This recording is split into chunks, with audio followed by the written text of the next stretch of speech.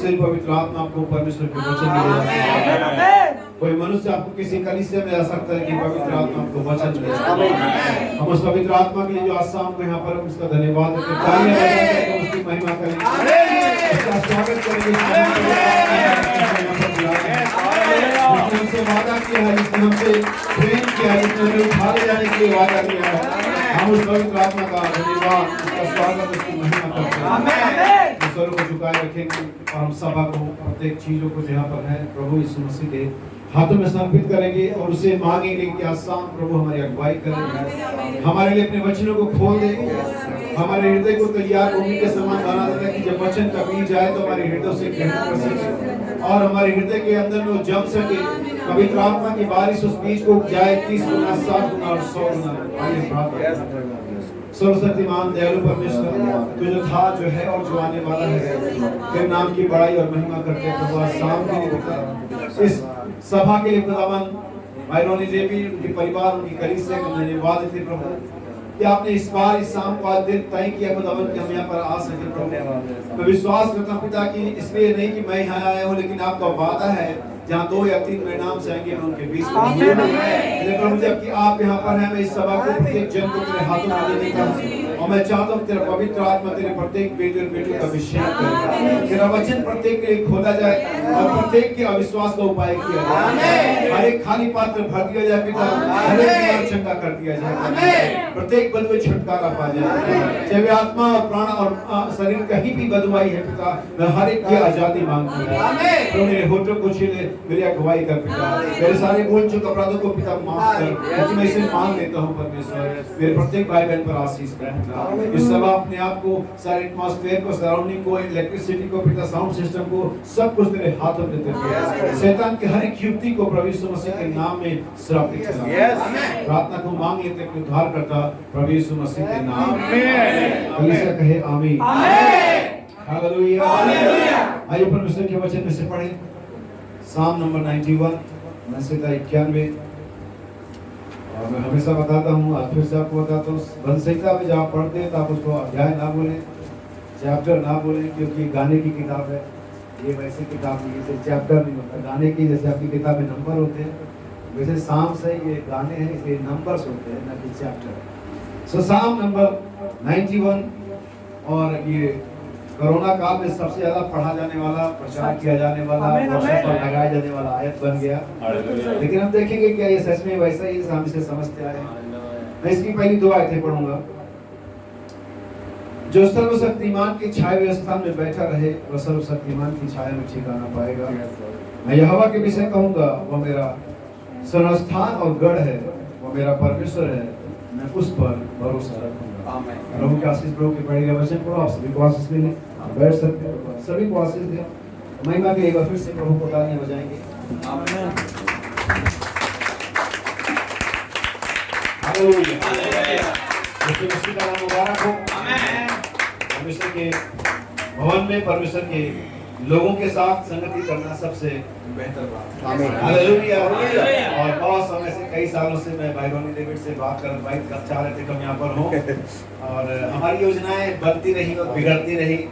Bible कहती है कि वचन में कि मनुष्य के मन में बहुत सी कल्पनाएं होती हैं, बहुत सी योजनाएं होती हैं, बहुत से प्लान्स होते हैं, लेकिन जो परमेश्वर युक्ति करता है वो स्थिर है। शायद परमेश्वर के समय में यही समय सही था पर जमा हो, और हम इसके लिए प्रभु का धन्यवाद देते हैं। और हो सकता है कि बहुत सारे लोग मुझे पहली बार देख रहे हो, बहुत से लोगों ने मुझे ना देखा हो, ना सुना हो, और मैं सोचता हूँ कि इसकी कोई जरूरत भी नहीं है, क्योंकि आप लोग यहाँ पर मुझे देखने और सुनने नहीं है। क्या मैं सही कह रहा हूँ? हालेलुया। लेकिन हमारे साथ एक परमेश्वर की एक सिस्टम होता है जिसके द्वारा परमेश्वर बात करता है। हो सकता है कि बहुत से लोग, मेरी शायद भाषा भी उनके लिए अजीब होगी या नहीं होगी, कठिन होगी, शायद नहीं समझ पाए, लेकिन मैं सोचता हूँ कि मैं 10-12 सालों से पंजाब आ रहा हूँ, हिंदी सबको समझ में आ जाती है। फिर भी अगर आपको कोई दिक्कत हो, तो कोई समझ ना आए, तो आप बाद में मुझे जरूर पूछ लीजिएगा कि इसका क्या अर्थ था, तो मैं उसको बता दूंगा।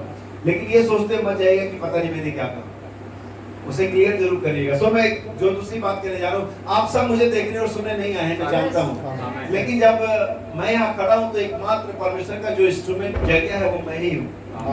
जिसके द्वारा प्रभु ठीक अभी आपसे बात करेगा।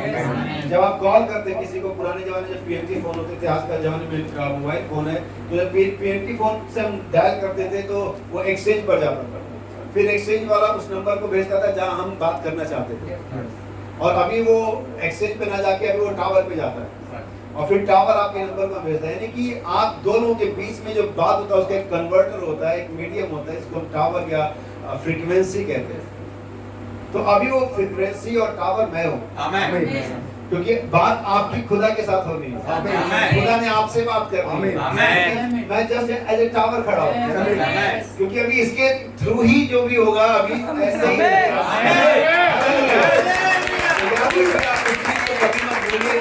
जब भी परमेश्वर का कोई सेवक आता है, बात करता है, तो याद रखिए, अगर तो आप सुनना चाहते खुदा से तो यकीन करें कि परमेश्वर उसे नबी कहता वो कैसा व्यक्ति है, वो कितना पापी है, वो कितना बेईमान है, वो कितना झूठा है, आपको इससे कोई मतलब नहीं है।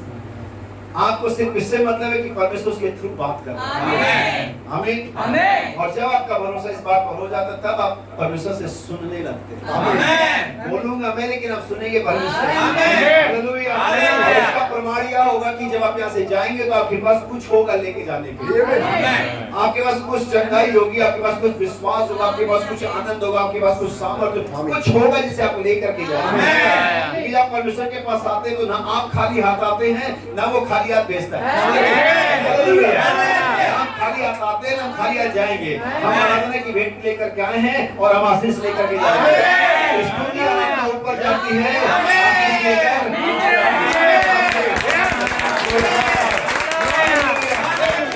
विश्वास जम जाता है, परमेश्वर बात करना आरंभ कर देता है। आप लोगों ने कई बार फोन किया होगा, कई लोगों को फोन किया होगा, और हो सकता है कि नेटवर्क नहीं है, फ्रीक्वेंसी नहीं है, तो हाथ और आप कटू उधर से आवाज नहीं आती।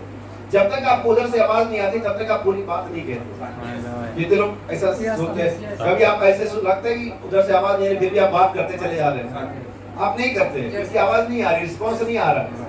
जब उधर से क्लियर हो जाता है कि यस मैं सुन रहा, आवाज सही आ रही, तब आप अपनी बात करते हैं आरंभ। परमेश्वर कैसे करता है? परमेश्वर बातें करना शुरू करता है, लेकिन कई बार आपकी फ्रीक्वेंसी उसकी फ्रीक्वेंसी अलग अलग होती है। जैसे रेडियो के बैंड आते हैं 94 FM, तो एक फ्रीक्वेंसी भी मिस आउट होने पर आप गाना सुने हुए समाचार सुनने लगे। एक फ्रीक्वेंसी अगर आप थोड़ा सा चेंज करते तो आप सुनना चाहेंगे कमेंट्री, तो आपको सुनाई देगा कि कोई फिल्मी गाना बज रहा है।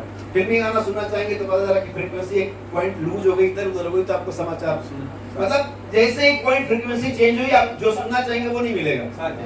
ऐसे ही परमेश्वर जब बात करना चाहता है तो चाहता है कि हमारी पूरी ट्यूनिंग हो, पूरी फ्रीक्वेंसी सेट हो, ताकि परमेश्वर आपसे बात कर सके और आप उसे सुन सके। मैं इसे साधारण लैंग्वेज में बताता हूँ, क्योंकि मैं हमेशा सोचता हूँ कि लोगों को वो लैंग्वेज में प्रचार करना चाहिए जिसमें वो समझ सके, उस तरीके से प्रचार करें जिस तरीके से वे समझ सके।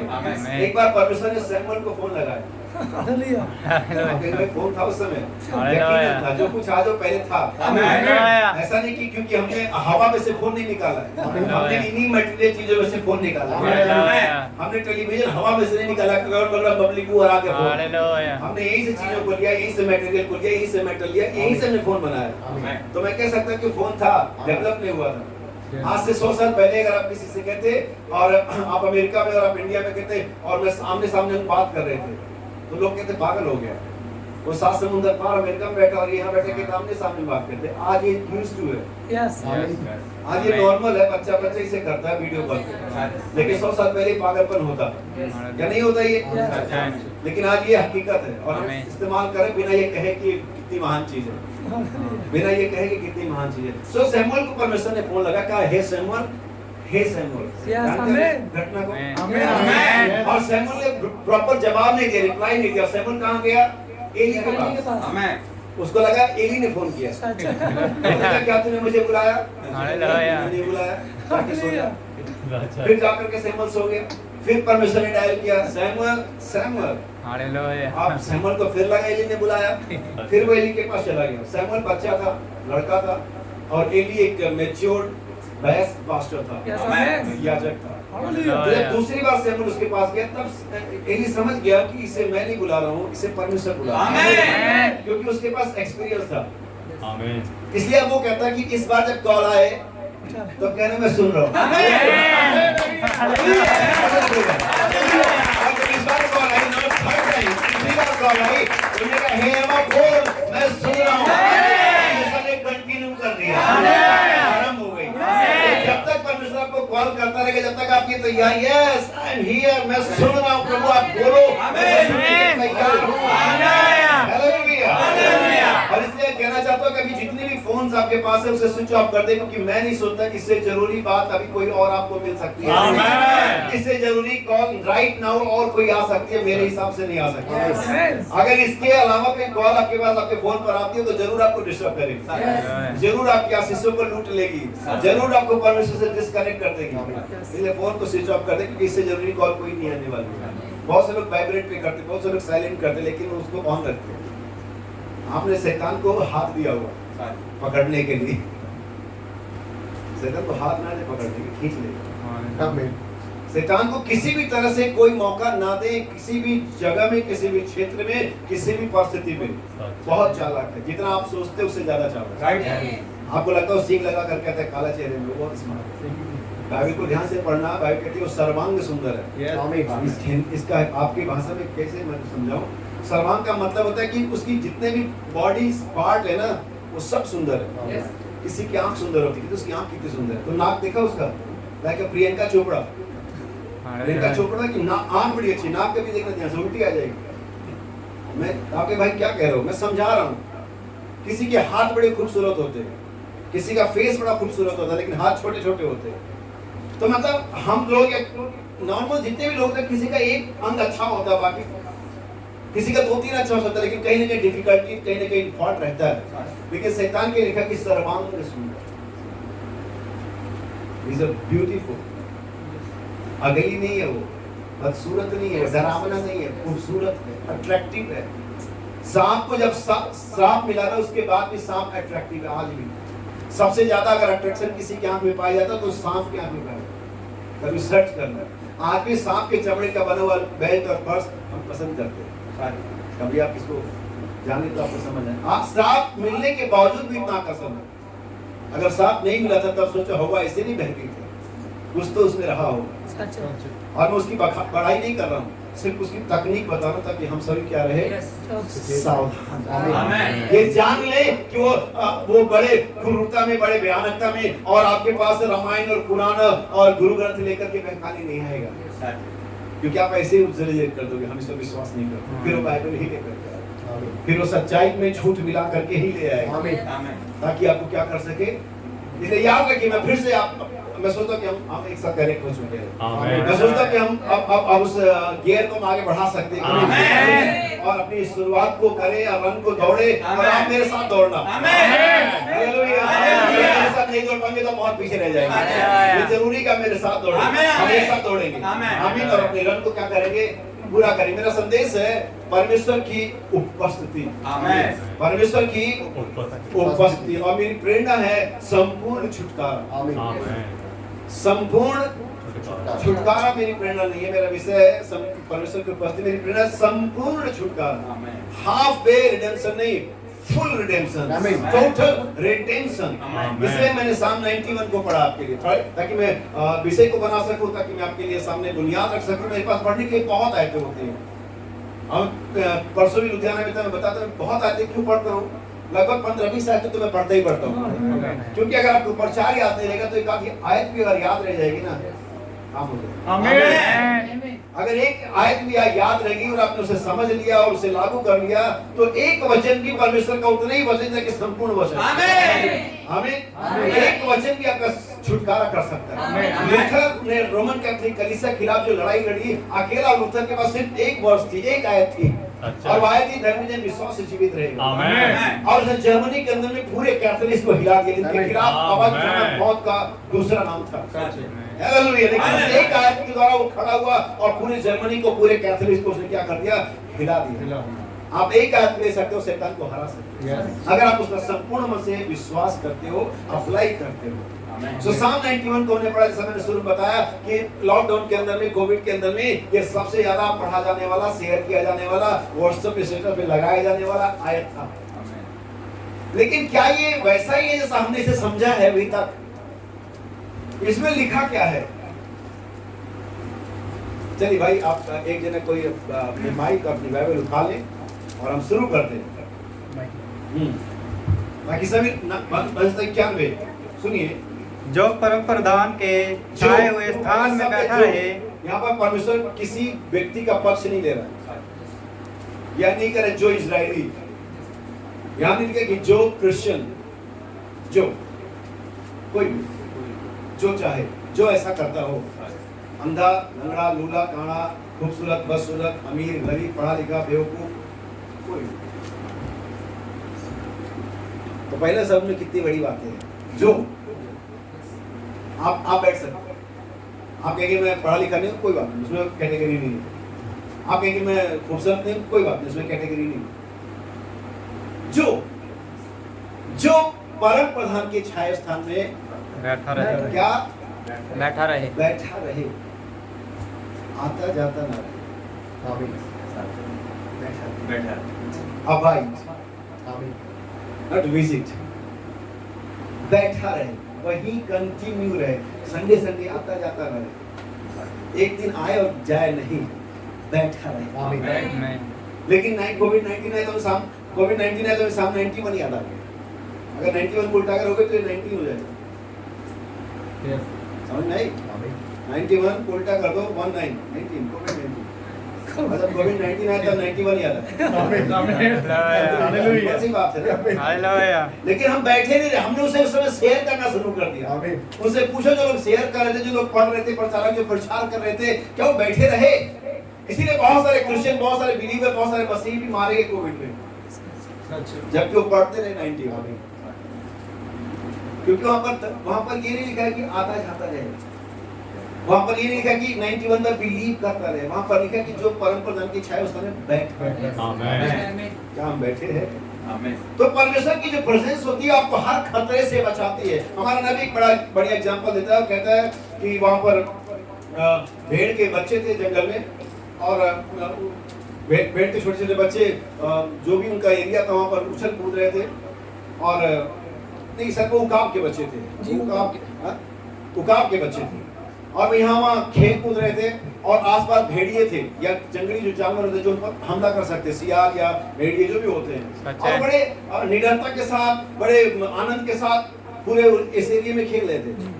और नबी कहता जब मैंने देखा तो मुझे बड़ा आश्चर्य हुआ कि वो इतने निडरता के साथ कैसे वहां पर जंगल में खेल सकते हैं, उछल कूद कर सकते हैं, जबकि बहुत सारे जंगली जानवर चारों तरफ है, उन पर कभी भी हमला हो सकता है, वे कभी भी मौत के मुंह में जा सकते हैं, कोई भी उनको पकड़ के चीर फाड़ सकता है, जंगली जानवर जो लंबे चौड़े और नुकीले दांत वाले होते हैं। लेकिन वो बच्चे बड़े आसानी से, बड़े आनंद से वहां पर उछल कूद रहे हैं। तब बाइबल ने अपनी दूरबीन को घुमाया और उसने एक ऊंची पहाड़ी पर देखा। आमीन। और ऊंचे पहाड़ी पर देखा कि उकाब माँ वो ऊंची पहाड़ी पर से उनको लगातार देख रही थी। समझ गए उन बच्चों के अंदर ये आनंद, ये निडरता कहाँ से आई, क्योंकि जानते हैं उनकी उकाब माँ ऊंचाई से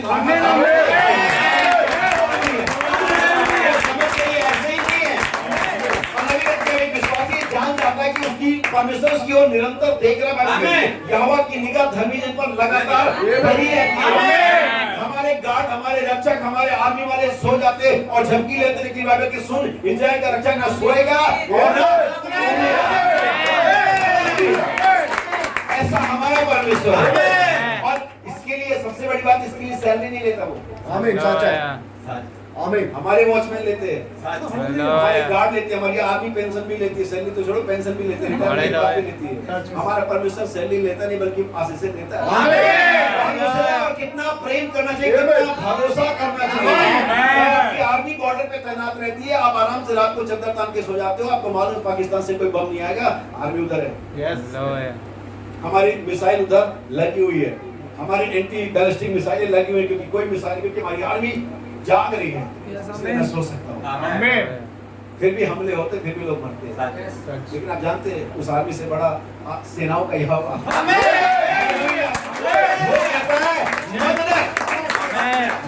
आपको मालूम है पहली बार इंसान ने शब्द बोला था, पहली बार ये शब्द इंसान ने बोला था, मैं डर गया। मैंने कल बताया था लुधियाना, किसने बोला था? इसने, आदम ने। मैं डर गया। पहली बार ऐसा हुआ था कि इंसान ने बोला। उसके बाद जब भी परमेश्वर आता है तो पहला शब्द बोलता है, मत डर।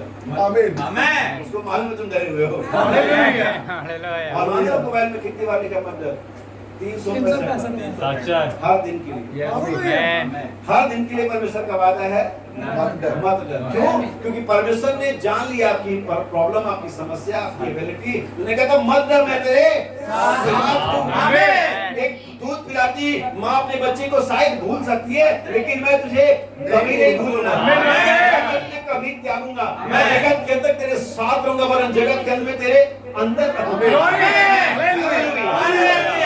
आगे बढ़े। साम 91 लिखा है कि जो परम प्रधान के छठवें स्थान में बैठा रहे, वह सर्वशक्तिमान की छाया में ठिकाना पाए।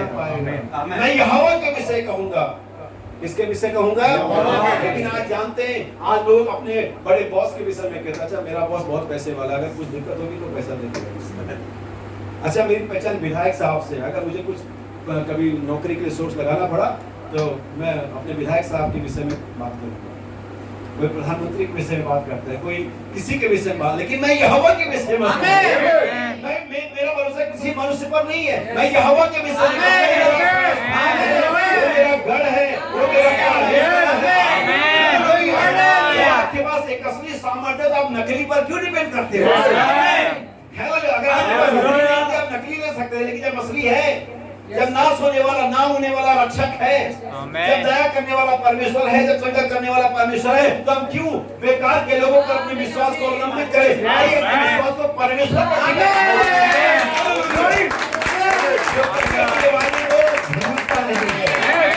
अपने वादे बोलता है कि वो अपना वादा नहीं बोलता।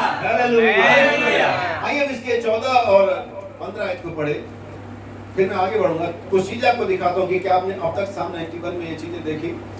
उसने जो मुझसे स्नेह किया है, किसने? परमेश्वर ने। उसने जो मुझसे स्नेह किया है, इसीलिए मैं उसको छुड़ाऊंगा, मैं उसको ऊंचे स्थान पर रखूंगा। पहली बात, अगर आप साम 91 की 14 आयत और 15 आयत को पढ़ेंगे तब पर 7 ऐसी कंडीशंस है या 7 ऐसी ब्लेसिंग्स है जो परमेश्वर ने दी हुई है। आमीन।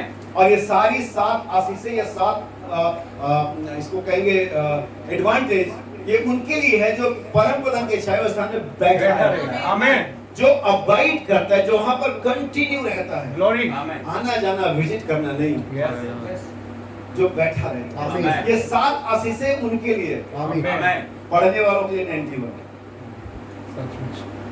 परमेश्वर की उपस्थिति में। अब हम बताएंगे परमेश्वर की उपस्थिति कैसे जानी, कैसे मैं अनुभव करूं, कैसे मैं जानूं कि मैं परमेश्वर की उपस्थिति में बैठूं। सो लिखा हुआ है, थोड़ी इको कम कर दे प्लीज, इको कम कर दीजिए। हाँ पढ़िए 14 फिर से पढ़िए।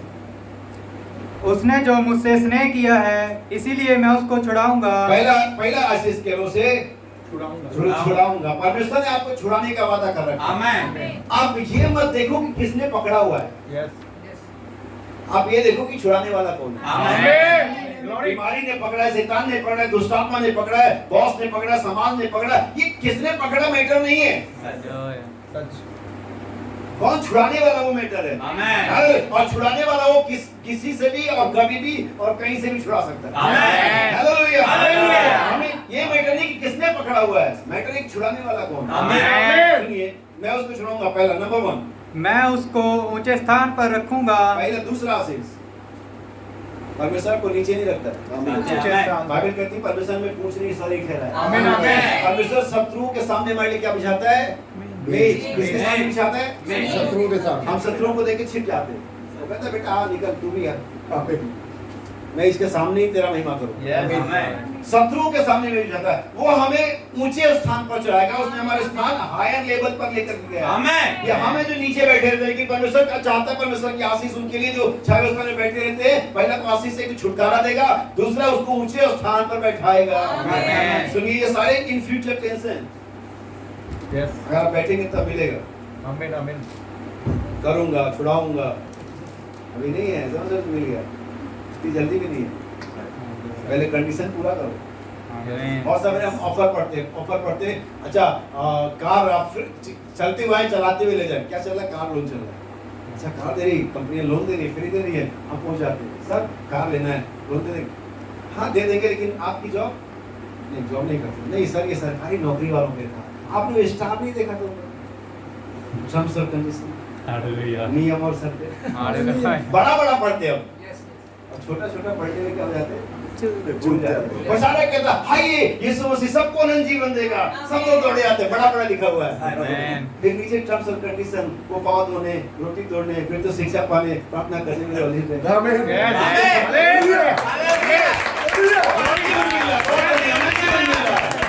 बड़ा पढ़ रहे, बाकी बड़ा बड़ा हाईलाइट कर, लोग आज आवाज लोग आ जाते, कहते तुम्हें नहीं मिलेगा क्योंकि तो सरकारी नौकरी वालों को देते हैं, टैक्स भरते, रिटर्न नहीं, फिर नहीं मिलेगा। तो स्टार पढ़ना चाहिए था आपको, नियम और शर्तें। यीशु मसीह हमें जीवन देता है, इतना भी आसान नहीं है जितना हम सोच के आ गए। तो दो बातें हैं, छुटकारा देगा, ऊंचे स्थान पर चढ़ाएगा। आइए आगे देखें। क्योंकि उसने मेरे नाम को जान लिया है। क्योंकि उसने मेरे नाम को जान लिया है, ये भी एक कंडीशन है। क्या आपको नाम पता है? जान लेने का मतलब अपनाना हो। जान लेने का मतलब जान लेना नहीं, अपनाना। उसने मेरे नाम को जान लिया है।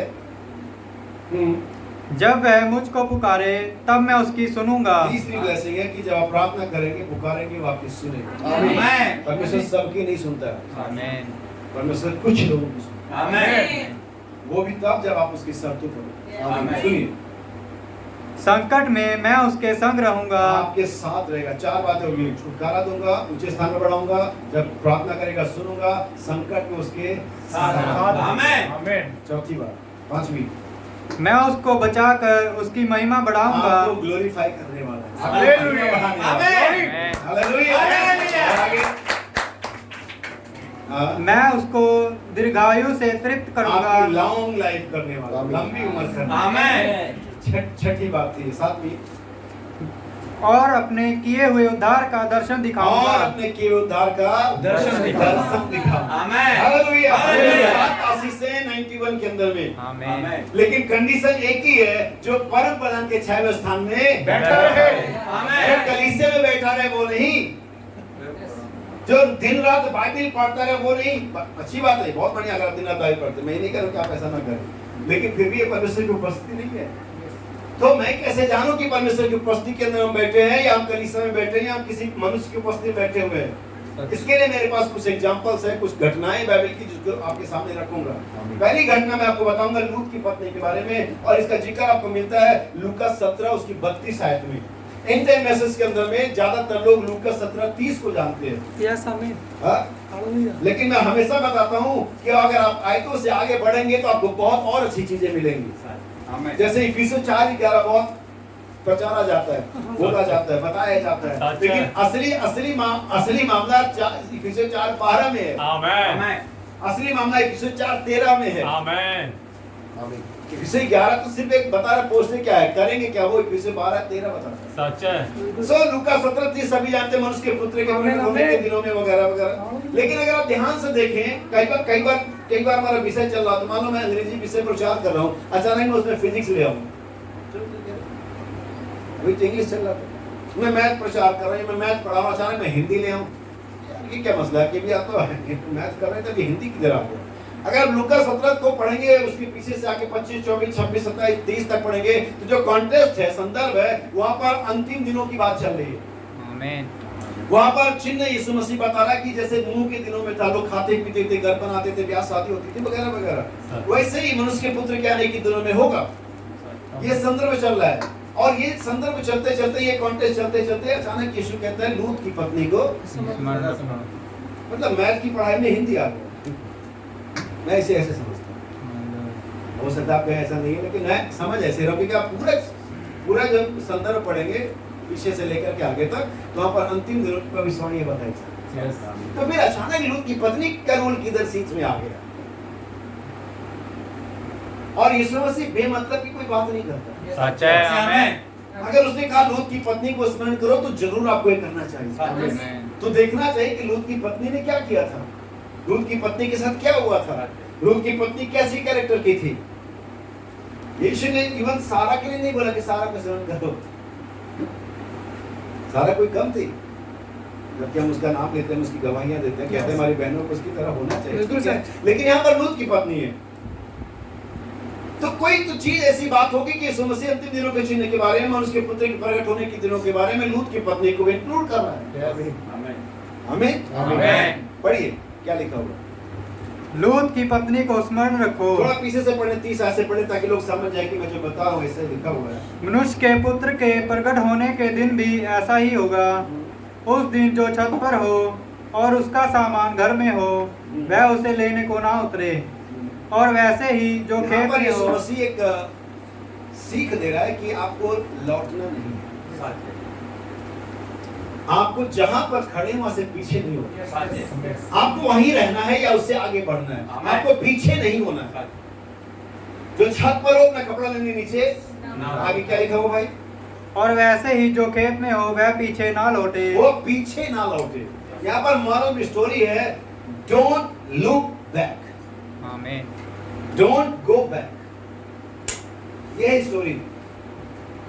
जहां पर परमेश्वर ने आपको रखा है, जहां पर आप परमेश्वर के अनुग्रह से चले गए, आप वहीं रहें और आगे बढ़े। आमीन। मार्चिंग ऑन, आगे बढ़े। जो छत पर हो नीचे ना, जो खेत में कपड़ा लेने पीछे ना लौटे। क्यों? आगे कहता है नंबर 32, लूत की पत्नी को स्मरण रखो। लूत की पत्नी को स्मरण रखो। आइए लूत की पत्नी के पास चलिए। कौन है लूत? आधा विश्वासी। कौन है लूत? अब्राहम का भतीजा, भांजा, जो भी है, ठीक है। लूत कौन है? अब्राहम को बुलाया गया, लेकिन लूत को बुलाया नहीं गया था। लेकिन तो अभी लूत ने आधी यात्रा की, तो अभी लूत ने आशीषें पाई। इसके बावजूद नए नियम लूत को धर्मी करार देता है। आमीन। नया नियम पुराने नियम में। और मैं इसको विश्वासियों कैसे समझाता हूँ। अब किसी को दूर तो नहीं जाना है, क्योंकि देर हो जाएगी, मुझे ऐसा लग रहा है। ठीक है, अगर आप एक पुराने दिन में प्रेरितों के लिए तो रात हो जाता था, तो हम 10 बजे तक तो रुक ही सकते हैं। अगर आपको लगे आप थक रहे हैं, आप परेशान हैं, तो आप खड़े हो जाइए, आप ताली बजाइए, फिर से आराम कर लीजिए। इसलिए क्योंकि जब तक जो चीज मैं समझाना चाह रहा हूँ, अगर वो नहीं समझा पाऊंगा, तो फिर सारा का सारा जो बुनियाद डाला ना, बेकार हो जाएगा। तो लूत कौन है? अब्राहम के साथ निकला हुआ एक ढोंगी कह लीजिए उस समय के लिए। तो मैं ऐसे समझाता हूँ कि लूत अब्राहम के साथ जब खड़ा होता है, तो वो क्या दिखता है? ढोंगी। जब वो लूत अब्राहम के समकक्ष से, अब्राहम के बराबर खड़ा होता है, तो लूत क्या दिखता है? ढोंगी। लूत दिखता है मतलब एक थर्ड क्लास बिलीवर। लेकिन जब वही लूत सदोम में चला जाता है, तो वहां पर बड़ा अच्छा इंसान दिखाई देता है। वहां पर धर्मी बन जाता है, वहां पर मेयर बन गया हुआ है। वहां पर लोग उसको सोचते हैं कि कोई अच्छा व्यक्ति है, क्योंकि वह कहते हैं वो दिन रात सदोम में हो रहे अपराधों के लिए अपने आप मन को खेदित करता था। यानी अब्राहम के साथ उसका इमेज अलग हो जा रहा है, और सदोम में उसका इमेज क्या हो जा रहा है? अलग हो जा रहा है। ऐसे ही क्रिश्चियन, ऐसे बिलीवर है। जितना वो बिलीवर है, अगर वो संसार में खड़े होते हैं, लगते भाई साहब क्या ये मसीह है, इतना शानदार आदमी। लेकिन किसी सही वाले के साथ खड़े होने, आमीन, किसी मैसेज में सही वाले के साथ खड़े हो, फिर पता चलता कुछ नहीं है। आमीन। तेरे जैसे जाने कितने आए और गए, लेकिन वही आदमी दुनियावी लोगों में बड़ा अच्छा दिखता है। तो सवाल ये कि आप किसके साथ खड़े हो। आमीन आमीन। तभी आप अपनी जो स्केल है ना, जो मापदंड है, वो अच्छों के साथ लगाओ। आमीन आमीन। बुरों के साथ मतलब, गिरोहों के साथ मतलब। अगर नबी कहता है ये समय मैचिंग टाइम का है, ये मैचिंग टाइम है, लोग कंपैरिजन करते हैं। अगर उसके घर में 32 इंच की एलसीडी आई, तो कम से कम भाई 42 इंच का तो ले आओ। अगर उसके घर में कार आ गई, तो पुरानी ही सही, हमारे सामने भी कार खड़ी होनी चाहिए। अगर उसका बेटा फॉरेन पढ़ने चला गया, तो हम भी लोन निकालेंगे और हमारे बेटे को भी भेजेंगे। कंपैरिजन, मैचिंग टाइम, हर एक चीज, पैंट से लेके शर्ट तक, टाई से लेकर के, और आपके जो गॉगल्स है वो भी मैच होने चाहिए, पर्स भी मैच होना चाहिए, लिपस्टिक भी मैच होनी चाहिए।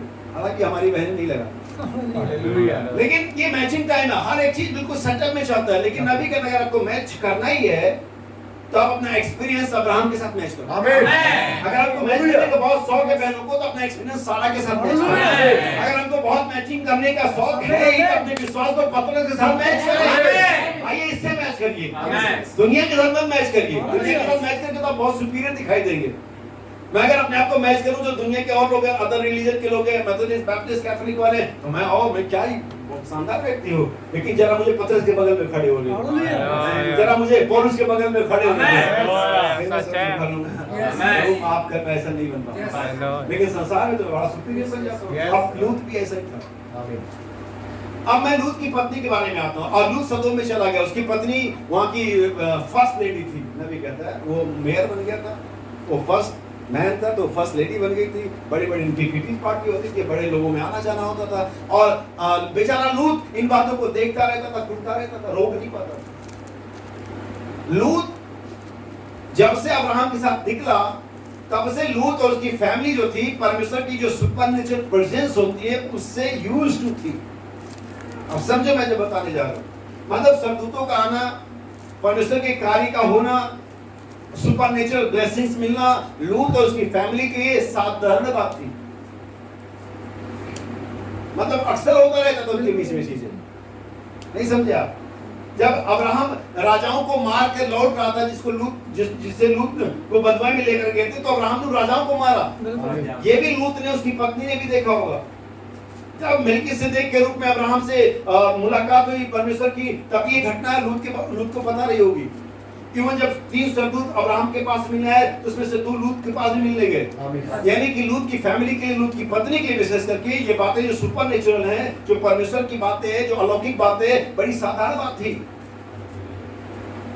और हमारे लिए बहुत अभी असाधारण है, क्योंकि हम में से किसी के साथ ऐसा कुछ नहीं हुआ है कि हम इतनी बड़ी बातें देखते हो। लेकिन उसकी पत्नी के लिए बड़ी साधारण बात थी। जैसे कि कोई बड़ा आदमी तो उसके घर में मिनिस्टर का रोज आना जाना है, अरे हमारे घर तो रोज आना जाना, तो मिनिस्टर की वैल्यू नहीं समझते। और ऐसी लूत की पत्नी भी परमेश्वर के दूतों की, परमेश्वर के कामों की, परमेश्वर की आशीषों की, परमेश्वर की उपस्थिति की वैल्यू नहीं समझते। आपके भैया लोग कैसे मालूम? वहीं पर इवन जब लूत सदोम में गया तब भी परमेश्वर के दूत उसी घर में गए। सोचो इसके बारे में। जब लूत सदोम में गया तब भी दूत वहां पर गए, क्योंकि परमेश्वर ने कहा मैं लूत को आप छोड़ूंगा नहीं। आमीन। अब्राहम ने पूछा भी, अब जब सदोम में जाने लगे दूत अब्राहम के साथ, पहले अब्राहम के पास आए थे, फिर उन्होंने कहा कि अभी जाके सदोम को नाश करना है। लेकिन उनका क्या जो हम ये करने जा रहे हैं अब्राहम को बिना बताए करें, क्योंकि अब्राहम मित्र था परमेश्वर। आमीन। उन्होंने अब्राहम को बता दिया कि मिस्टर अब्राहम, हम सदोम अमोरा में जा रहे हैं और आज इसका अंत होना है। अब्राहम को जाना क्या, प्रभु उधर तो मेरा भतीजा रहता है। आमीन। ऐसा लिखा नहीं है, लेकिन मैं जस्ट इमेजिनेशन कर रहा हूं। आमीन। तो फिर अब अगर उधर कोई रहता नहीं था उसका, तो उसने क्यों पूछा कि अगर 50 जन उधर तो यस। आमीन। आमीन। आमीन। अगर कोई अमेरिका को नाश करने जा रहा, मेरा कोई रहता नहीं तो करो नाश, मुझे क्या मतलब? मुझे क्या मतलब, करो अमेरिका को नाश करो, मेरा कोई रहता नहीं है। लेकिन अगर मेरा कोई रहता है तो अरे कब होने वाला है, ये कैसे होने वाला है, क्या वो निकल सकता है? अब्राहम ने कहा प्रभु मुझे माफ कर, अगर क्या वहां पर 50 धर्मी हो तो तू छोड़ देगा? यस। फैमिली बड़ी रहेगी लोग की। उन्होंने कहा 50 के लिए छोड़ दूंगा। उन्होंने कहा, उसने फिर मन में जोड़ा घटा, फैमिली है कितनी? 50 हो गए, 40। प्रभु 40 में छोड़ेगा? उन्होंने कहा हाँ 40 में छोड़ दूंगा।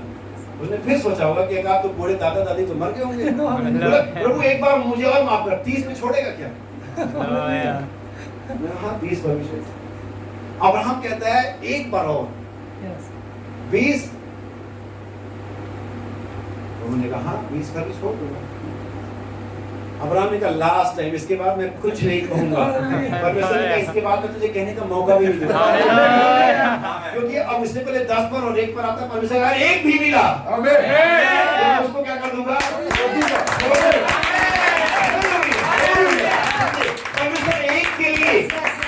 परमेश्वर एक व्यक्ति के लिए पूरे देश को छोड़ देता है। आज अगर ये दुनिया कायम इतने पाप के बावजूद, तो याद रखे सिर्फ दुल्हन यहाँ है।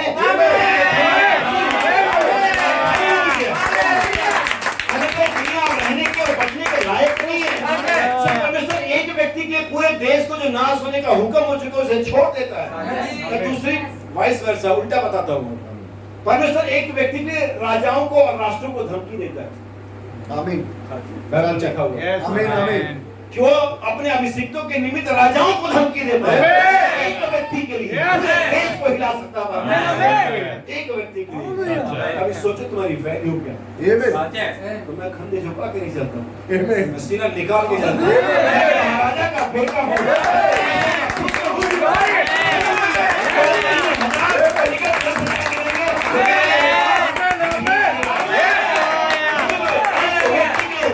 छोड़ देता है, देश को छोड़ देता है, एक व्यक्ति के राजाओं को धमकी देता है।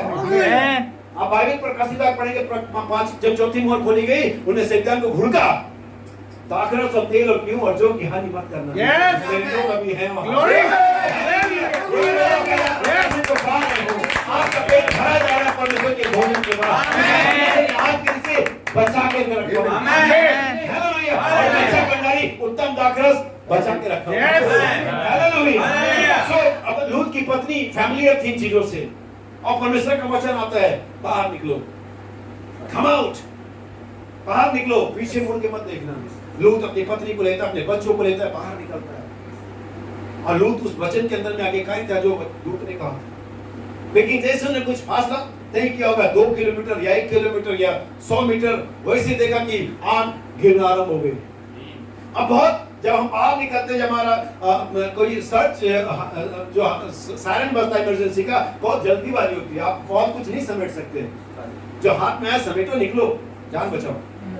और हो सकता है इस आपाधापी में, इस हड़बड़ी में लूत की पत्नी ने अपना कहने वाला बक्सा भूल गई हो सकता है कि लूत की पत्नी ने अपना एटीएम कार्ड भूल गई हो सकता है उसकी वाइफ ने वो बड़ी एलसीडी जो अभी भी मंगाया था 2 दिन पहले, वो भूल गई हो सकता है उसका एप्पल फोन घर में रह गया हो। और जैसे निकली आग गिरने लगी, अरे फोन तो रह गया, हालेलुया, बस सच्चा ओवर, हालेलुया, खत्म। अब नहीं है, आपको जाना नहीं है वहाँ, खाली इच्छा रखा ना पिछले yes amen, game over, game over, hallelujah. खाली इच्छा रखा उसने। बहुत सारे हमारे मैं अपने चर्च में बताता हूँ, बहुत सारे लोग सोचते हैं काश मैं इसे कर सकती, हमारे यहाँ मना है। तुम्हारी तो इच्छा है तो तुम अभी टेस्ट के लायक ही हो। जैसे लूत की पत्नी का नमक खंबा बन के अभी भी लोग जाके टेस्ट करते हैं, तुम बस टेस्ट के लायक। स्टोरी है इसका मॉरल ऑफ स्टोरी ये है कि इतनी फैमिलियर होने के बावजूद, परमेश्वर के दूतों के आने जाने के देखने के बावजूद, आश्चर्य क्रम देखने के बावजूद, वो वहां टिकी नहीं रही, वो परमेश्वर के वचन में बनी नहीं रही, परमेश्वर के उपस्थिति में बैठी नहीं रही, जबकि उसके घर में परमेश्वर के दूतों का आना जाना लगा रहता था। बहुत से लोग पादरियों को बच्चे समय आप हमें समझाएंगे, हमारे दादा विशप थे, हमारे ये कुआं हमारे दादा याकूब ने खुदवाया है, जैसा बाइबल में भी। आप हमारे पापा ने डिग्री ली है पास्टर की, तो ली होगी, हमने नहीं ली, और किसी पास्टर से कम भी नहीं। हमारी डिग्री ऊपर से, हमारी डिग्री निकोदेमस ने कहा हम जानते तो परमेश्वर की ओर से गुरु होकर क्या है, किसकी ओर से? परमेश्वर की ओर से। क्योंकि ऐसा इसलिए करा था क्योंकि वो उसको बिशप मंडल ने दिया हुआ था, उसको संस्था ने दिया हुआ था, लेकिन यीशु को परमेश्वर ने दिया। आमीन।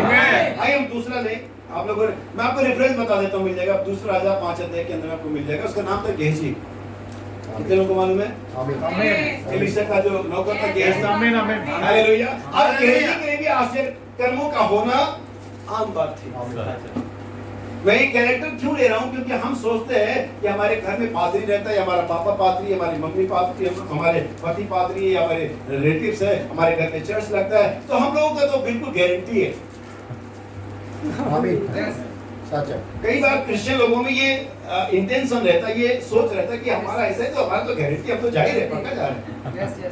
लेकिन ऐसा कुछ भी नहीं। अपने दिमाग से विचार के कहा तो जो परमेश्वर के छाया स्थान में बैठा रहे, जो अपने घर में, अपने पास्टर के, अपने संस्था के, अपने समाज के, अपने रीति रिवाज में बैठा रहे, वो नहीं, जो परमेश्वर के छाया स्थान में बैठा है। तो लूत की पत्नी को हमने देखा, जिसके लिए परमेश्वर के काम, परमेश्वर के आशीर्वाद कर्म, दूतों का आना जाना फैमिलियर बात थी, यूज्ड टू थी, साधारण बात थी, और इसी वजह से बैकस्लाइड हुई, क्योंकि उसने इन बातों को साधारण ही समझा, जबकि ये साधारण बातें नहीं है, ये सुपरनेचुरल बातें हैं, परमलौकिक है।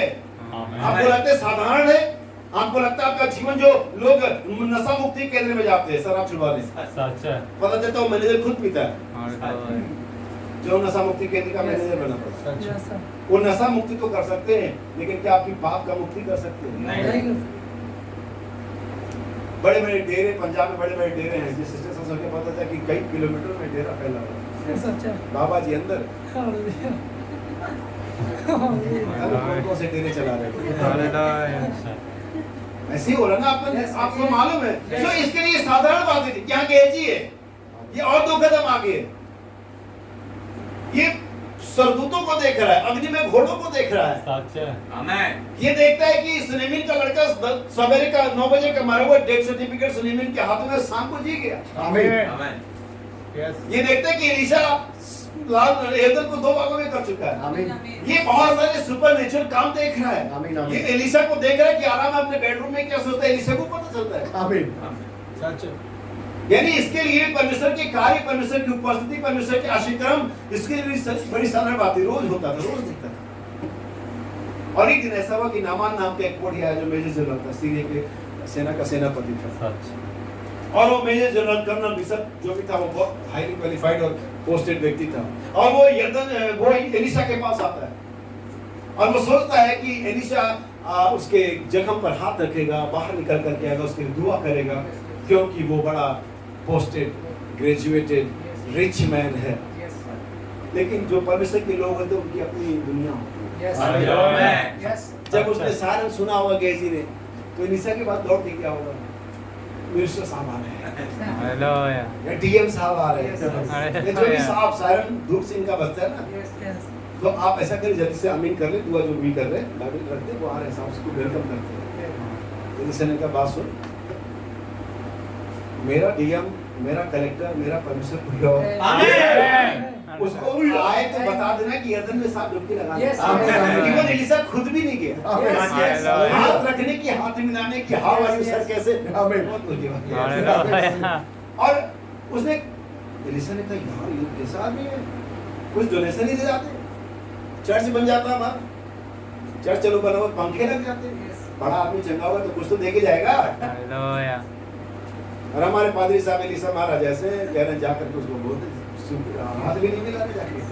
और जब ये घटना घट गई तो सच में नामान क्रोधित हो गया। बाइबल में लिखा हुआ पढ़ लेना ध्यान से, कहता मुझे तो लगता था कि वो आएगा, मेरी बीमारी की जगह पे हाथ रखेगा, मेरे लिए दुआ करेगा, और शायद मुझसे कहे अब प्रभु का धन्यवाद हो कि डीएम साहब हमारी चर्च में आए। हम तो इसका कई सेल्फी स्टेटस में डाल देंगे, आज हमारे चर्च में डीएम साहब आए, हमारी खुशकिस्मती। लेकिन अगर ये मेरे चर्च में हो, सेल्फी मैं भी लूंगा और कैप्शन में डालूंगा कि डीएम साहब की खुशकिस्मती कि हमारे चर्च में वरना रहते कोढ़ी, भले डीएम कैप्शन में ये लिखता कि डीएम साहब की खुशकिस्मती कि हमारे चर्च में आए। हमारी खुशकिस्मती नहीं कि वो हमारे चर्च में आए, उनकी खुशकिस्मती कि वो हमारे चर्च में आए। हम कोई कम है डीएम से, वो एक डिस्ट्रिक्ट का मालिक है पूरी पृथ्वी के। आमेन। अब कौन बड़ा है? धन्य के मन के 3 है पृथ्वी के, मालिक डिस्ट्रिक्ट का मालिक बन करके सारे बजा पड़ा है। नहीं, फिर क्या हुआ? एलीशा ने जाके कहा, तो गेहजी ने जाके कहा, अब नामान भड़क गया, और बड़ा आदमी, पूरा लश्कर उसके साथ, बड़ी बेइज्जती की, पास्टर साहब तो बाहर भी नहीं। उसने कहा भैया चल वापस स्टार्ट कर गाड़ी, रात वगैरह जो भी था। अब वो ड्राइवर शायद मैसेज डिलीवर रहा हो, एक मैसेज डिलीवर उसके घर में थी, छोटी सी बच्ची भेजा था। कई बार हम अपने कामों को बड़ा कोसते हैं, अरे ये काम क्या मिल गया, प्रभु ने क्या काम दिया। आप याद रखिए जो काम प्रभु ने आपको दिया अच्छा दिया है, और किसी वजह से दिया है। अगर वो छोटी नौकरानी, छोटी लड़की सोचती मैं तो दास हूँ, मैं तो गुलाम हूँ, मैं क्या कर सकती हूँ, तो नामान कभी चंगा ना होता। और कभी हम स्टोरी आज यहाँ शेयर नहीं कर रहे। परमेश्वर ने शायद इसी दिन के लिए, इसी एक काम के लिए उसे हम पर नौकर रखा। हालेलुया। सो एक नौकर वहां उसके घर में था, और एक नौकर शायद उसका ड्राइवर रहा होगा, बिलीवर, और वो पूरी घटना पर निगाह लगाए हुए था। वो समझ गया कि नामान सर गुस्सा हो गया।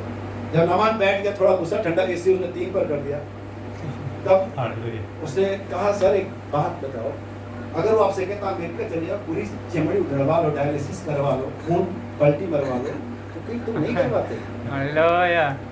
हाँ करवाता, क्योंकि मुझे तो बीमारी से चंगाई चाहिए। उसकी बीमारी कोड़ की थी, और उसकी मजबूरी मैं समझ सकता, कोई फैमिली वाला समझ सकता। वो अपने बच्चों को गोद में नहीं उठा सकता। पैसा था उसके बच्चे चंगाई नहीं थी, डॉक्टर्स ने इलाज नहीं था, ओहदा था, पैसा था, हर बार एक चीज आपको चंगाई नहीं देती। आप मैक्स में एडमिट जाओ, अपोलो में मर जाओ, इससे कोई मतलब नहीं था जब तक परमेश्वर ना रहे। उसकी मजबूरी समझ, बच्चों को गोद में नहीं सकता होगा, बीवी से मिल नहीं सकता होगा, वो चाहता था कैसे भी चंगा हो जाऊं। हालेलुया। और उसके ड्राइवर ने कहा सर अगर वो कोई कठिन काम करता है तो आप नहीं करते? हाँ करता है। तो जब वो कह रहा खाली 7 बार डुबकी लगानी है, पापा ने कहा तो नदी तो सही बता देता, कीचड़ वाली नदी है। हालेलुया। अरे एक ही बात हो नहाना यार, तुमको कौन सा हालेलुया। ऐसा में बात उसके साथ में आ गई। यस यस हाँ यार बात तो सही है बिल्कुल। एक ही बार आना है, बाकी तो मेरा स्विमिंग पूल छत पर है। हालेलुया। ऐसा में जा नहा, बाइबल कहती है नहाया, 7 डुबकी लगाई, 7वें में जैसे बाहर निकला उसकी चमड़ी छोटे बच्चे के सामने।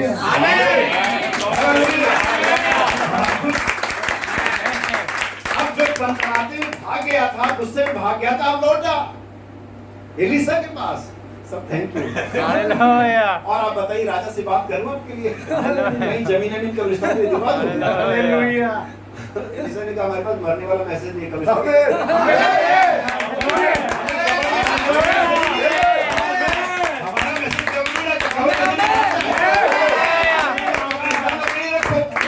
हम तो हवा जोड़ जाना है, हमें कहाँ जमीन में जाना है। बोलने का ठीक है कुछ नहीं चाहिए, बोला नहीं नहीं जाओ, चंगे हो तो प्रभु को धन्यवाद दो। और नामान फिर से, लेकिन अब आता है वो मेन कैरेक्टर गेहजी। अब वो वापस जाता है और दूर जब चला जाता है तो गेहजी जाकर के नामान से कहता सर सर सर सर एक मिनट। और वो नामान ड्राइवर से कहता है वो आ रहा है, उसका वो असिस्टेंट असर से आ रहा है, कुछ कहना है उसको, रुको रुको। उसने रोका, हाँ क्या हुआ? तो गेहजी कहता है वो पास्टर साहब ने कहा कि थोड़ा बहुत अगर आप चाहें तो दे सकते।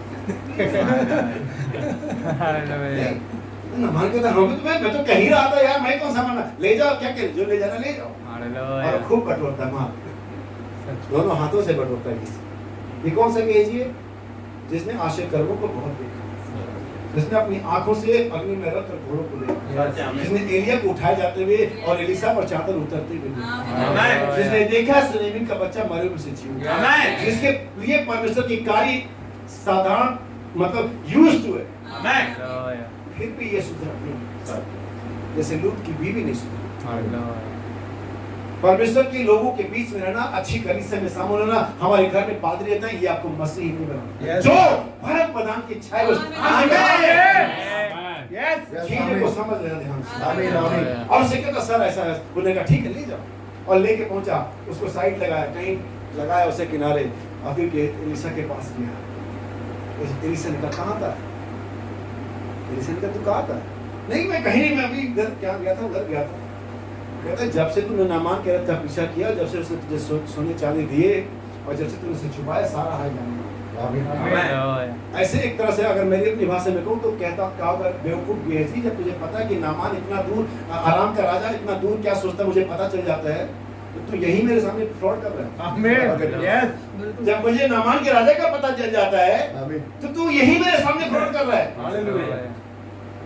अब से ये कोड तुझे और तेरे वंश में कौन सा लालच करते, लालच करते हो सकता आपकी बॉडी से बिल्कुल अंदर है। क्यों? क्योंकि आपने परमेश्वर की उपस्थिति को मजाक बनाया, आपने परमेश्वर के आश्चर्य कर्मों को समझा नहीं, उसको तवज्जो नहीं दी, उसके अनुसार जीवन को गंभीर नहीं किया। चाहे वो लूत की पत्नी रही हो, चाहे ये गेहजी रहा हो। एक और कैरेक्टर है मेरे पास, और वो सबसे ग्रेट कैरेक्टर है जिसका नाम है यहूदा इस्करियोती। ये यीशु के साथ रहा। लूत की पत्नी तो लूत के साथ रही थी, गेहजी एलिसा के साथ, लेकिन ये बंदा यीशु के साथ रहा, फिर भी सुधरा नहीं। और चूंकि यीशु इसलिए कह रहा हूं क्योंकि यीशु उन दिनों देही में था। यीशु उन दिनों में क्या था? देही में था। लेकिन हमें परमेश्वर की आत्मा की उपस्थिति में रहना है। आमीन। और वो यीशु के साथ रहा। आश्चर्य कर्मों में सेवकाई में साझी हुआ, बाइबल में लिखा सेवकाई में साझी हुआ, आश्चर्य कर्मों में साझी हुआ। जब 12 जने रोटियां तोड़ के खिला रहे थे तो एक आध रोटी इसके हाथ में भी रही होगी, इवन चंदे की थैली इसके हाथ में रहती थी। दुष्टात्माओं को निकाल कर क्या चुका है? आमीन। लेकिन 30 चांदी के सिक्कों ने जीवन बर्बाद कर दिया। 30 चांदी के सिक्कों ने जीवन बर्बाद कर दिया। आपके पास आपके बर्बादी का क्या कारण है, ये हमें ढूंढना। मैं आगे बढ़ूंगा, एक और कैरेक्टर दिखाऊंगा, जैसे कि मैं आयतें नहीं बताऊंगा, आप आयतों को अपने आप ढूंढ लेना। देमास जो पौलुस का सहकर्मी था, सहभागी था, पौलुस कहता उसने भी संसार को प्रिय जाना है। यहाँ पर स्टोरी का जो सार है वही है कि ये लोग परमेश्वर की उपस्थिति में नहीं रहे, लेकिन परमेश्वर के आश्चर्य कर्मों को देखा, परमेश्वर को समझा, परमेश्वर के नेचर को जाना, फिर भी भटक गए क्योंकि इनका पर्सनल रिलेशन खुदा के साथ नहीं। आज हम चर्च में आते जाते हुए, हम आश्चर्य कर्मों को देखते हुए या हमारे जीवन में आश्चर्य कर्म होते हुए बिछड़ सकते हैं, भटक सकते हैं, क्योंकि हमारा पर्सनल रिलेशन खुदा के साथ नहीं। आप ग्रुप वाइज नहीं उठाए जाएंगे, राप्चर ग्रुप का नहीं है, इंडिविजुअल का। एक दो जन खेत में होंगे, एक लेके जाएगा, आमीन। Just individual. आप किसी अच्छे चर्च में रहने का मतलब गारंटी नहीं कि आप व्यक्तिगत उठाए जाएंगे। दो स्त्रियां चक्की पीसती होंगी, एक ले ली जाएगी और एक छोड़ दी जाएगी। दो जन खेत में होंगे, एक ले लिया जाएगा और एक छोड़ दिया जाएगा। Just individual. परमेश्वर को व्यक्तिगत तौर से जानता है। अगर यीशु व्यक्तिगत उद्धार करता है तो यीशु व्यक्तिगत रक्षा करने वाला भी। Glory, hallelujah. सुनना मेरी बातों को, मैं आगे बढ़ूंगा। सो परमेश्वर का वचन बताता है कि हमें इसके लिए संपूर्ण छुटकारा चाहिए। आमीन। आप कहीं भी अटके नहीं रह सकते। एक आयत पढ़ेंगे भाई, उत्पत्ति की किताब से 11 अध्याय 3 वचन, मैं समाप्ति की ओर पढ़ूंगा।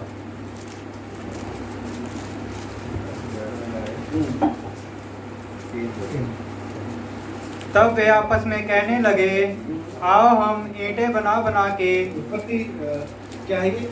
11 सर ये 12 मुझे नाम है 12 अध्याय जस्ट एक चैप्टर 12। जो तुझे आशीर्वाद दे उन्हें मैं। ऐसे पढ़े। यहोवा ने अब्राहम से कहा। ये देखिए, ये स्टोरी है अब्राहम की, हमारे विश्वास के मूल पिता की। कभी ये बात को ना बोले कि हमारे विश्वास का मूल पिता है। विश्वास की कोई भी स्टोरी, प्रचार, सरमन अब्राहम के बिना अधूरा रहता है, क्योंकि शुरुआत वहां से बुलाए जाने की होती है। और चर्च का मतलब होता है, कलीसिया का मतलब होता है बुलाए हुए लोग। इसलिए ये व्यक्ति बुलाए हुए में से पहला व्यक्ति था जिसे परमेश्वर ने बुलाया। अब सुनिए क्या लिखा हुआ है, बड़े ध्यान से पढ़िएगा। यहोवा ने अब्राहम से कहा, अपने देश और अपने कुटुंबियों और अपने पिता के घर को छोड़कर। 3 बातें हैं, इसलिए भी इस बात की शायद को मैं पढ़ रहा हूँ। 3 बातें हैं। हम 3 सर्कल में या 3 स्टेप में बुलाए गए। फिर से पढ़े भाई। अपने देश और अपने पहला बड़ा सर्कल है, बिग सर्कल, वो है देश, कंट्री। और उसके बाद थोड़ा छोटा होगा, और अपने कुटुंबियों और अपने कुटुंबियों और अपने पिता के घर को छोड़कर। पिता के घर को 3 सर्कल है यहाँ पर। एक बड़ा सर्कल है जो देश है, दूसरा सर्कल घराना है, तीसरा सर्कल पिता का घर है। 3 स्टेप में या 3 तह में हमें बुलाया गया। हर एक मिस्ट्री बाइबल के अंदर में 3 तह उद्देश्य के अंदर में रहती है। 3 स्टेप में कलीसिया सिद्ध होती है, शुद्धिकरण, पवित्रीकरण, पवित्र आत्मा का बपतिस्मा। आमीन। 3 में परमेश्वर सिद्ध होता है, पिता, पुत्र और पवित्र आत्मा। आमीन। 3 बार नया जन्म का बात यीशु मसीह ने यूहन्ना के 3 अध्याय में 3 बार कहा नया जन्म की। आमीन। इसे पढ़ना सही से। 3 बार 3 अध्याय में। तो 3 बाइबल के स्वर्ग में गवाही देने वाले 3 हैं और पृथ्वी पर गवाही देने वाले 3। आमीन। और हमारी देह का रचना भी 3 स्टेप में हुआ, आत्मा, प्राण और देह। आमीन। हमारी रचना कैसे हुई? आत्मा, प्राण और देह। अब्राहम जो बुलाया गया 3 स्टेप में बुलाया गया, देश, कुटुंब और घराना या घर। अब इसका स्पिरिचुअल मीनिंग क्या है? आत्मा, प्राण और देह। मलाकी 4 का संदेश, ललकार का संदेश हमारे प्राण को कॉल आउट करता है, हमारे प्राण में फेथ को लेकर आता है। क्योंकि विश्वास प्राण में होता है, ना कि स्पिरिट में। बहुत से लोग प्राण और आत्मा को फर्क नहीं समझते, लेकिन इब्रानियों का क्या अचानक देख पढ़ेंगे, बाइबल कहती है परमेश्वर के पास इतना दोधारी, इतना साफ है कि प्राण और आत्मा दोनों को अलग अलग कर देता है। विज्ञानी से नहीं कर सकते। परमेश्वर का वचन इसे हालेलुया। तो अब्राहम 3 स्टेप में बुलाया गया, इसलिए मैंने अब्राहम का जिक्र किया। मुझे अब्राहम की स्टोरी नहीं बतानी है, मुझे अब्राहम के सारे हमारी स्टोरी जाननी है, क्योंकि पूरी बाइबल जो पुराना नियम है हमारी स्टोरी है। हम असली हैं और वो प्रतिछाया है। कुलस्तियों की पत्री कहती पुराना नियम प्रतिछाया है, पुरानी तंबू प्रतिछाया है, पुराना बलिदान प्रतिछाया है, पुराना लहू प्रतिछाया है, ये वाला सही। आमीन। तो अब्राहम कितने स्टेप में बुलाया गया? 3 स्टेप में बुलाया गया। और हमें भी 3 स्टेप में बुलाया गया। हमारे प्राण को, हमारी आत्मा को, हमारे शरीर को आजाद होना है। टोटल डिलीवरेंस, संपूर्ण छुटकारा। पहली बार जब इजराइल को छुटकारा देने की बात आई तो ये बात थी, फिरौन ने कहा आदमी आदमी चले जाओ, पुरुष पुरुष औरतों को इधर रहने दो। मैंने कहा नहीं, खाना कौन बनाएगा? औरतें भी जाएंगी। तूने कहा ठीक है, औरतों को ले जाओ लेकिन पशु नहीं जाएंगे। मैंने कहा नहीं, पशु भी जाएंगे, बलिदान कैसे करेंगे? हालेलुया हम सब जाएंगे, खून भी नहीं छोड़ेंगे। Amen hallelujah. तो जानवर के खून होते क्या कहता है मुझे नहीं मालूम, उसे भी नहीं छोड़ेंगे क्योंकि परमेश्वर छुटकारा कर रहा है संपूर्ण। आमेन वो आपको सिर्फ चर्च में बुलाकर ही सदस्य बना के नहीं छोड़ेगा। Yes. वो आपके प्राण को, आपकी आत्मा को, आपके देह तीनों को छुटकारा देगा। आमीन। हिदायत पढ़ी थी की पत्री पहला Thessalonians 5:23 वचन। First Thessalonians chapter 5 verse 23। शांति का परमेश्वर आप ही तुम्हें पूरी रीति से पवित्र करे, शांति का परमेश्वर आप ही तुम्हें पूरी रीति से पवित्र करे और तुम्हारी आत्मा और प्राण और देह हमारे प्रभु यीशु मसीह के आने तक पूरे पूरे और निर्दोष सुरक्षित रहें। देखिए तीन चीजें हैं और तीन तरह से उन्हें सुरक्षित रहना है। तुम्हारी आत्मा, प्राण और देह।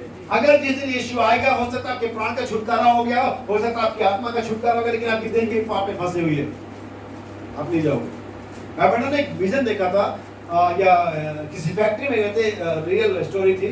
तो बाइबल में बताते कि वो स्टील फैक्ट्री थी, लोहे वगैरह की फैक्ट्री थी। तो मैंने एक बड़ा सा टेबल देखा, इस पर लोहे के बहुत सारे टुकड़े थे और उसमें लोहा भी था, उसमें तांबा भी था, उसमें स्टील भी था, प्लास्टिक भी था, मतलब सारे मेटल थे। सच है। और फिर बाइबल कहते एक बड़ा सा मैग्नेटिक चुंबक नीचे आता है। आमीन। आमीन और वो जब मैग्नेट नीचे आता है तो वो जिन टुकड़ों में मैग्नेटिक कैरेक्टर होते हैं जो कि लोहे में स्थित होते हैं, वो सब उस मैग्नेट से क्या हो गए? चिपक गए। आमेन आमेन और वो जब सारे लोहे के टुकड़े मैग्नेट से चिपक गए तो बाइबल में कहते फिर उसने जो वर्कर था उसने सब कुछ हटा दिया ऊपर, जो भी और चीजें थी, प्लास्टिक और कॉपर और जो भी और चीजें थी। तो बाइबल में कहते हैं कि वहां पर अभी भी लोहे के कुछ टुकड़े थे। तो बाइबल में मुझसे कहते हैं कि भाई जब ये मैग्नेट आया तो लोहा सारा ऊपर चले गया, तो ये जो छोटे छोटे टुकड़े अभी और हैं, ये क्यों नहीं गए? तो वो वर्कर बताता है कि सर ये लोहा तो है, लेकिन ये इसलिए नहीं गया क्योंकि कसा हुआ था, नीचे से चोरी कसी। हालेलुया। हो सकता परमेश्वर के बेटे और बेटियां हों, लेकिन अगर तो कहीं कसे हुए हैं तो आई एम सॉरी। मैग्नेट तो आएगा, यीशु तो आएगा, लेकिन आप इधर ही रह सकते। सच है। अब हो सकता पढ़ाई में कसे हुए हो सकता फैशन में कसे हुए हो सकता रुपए के लालच में आप कहाँ कसे आप देखो।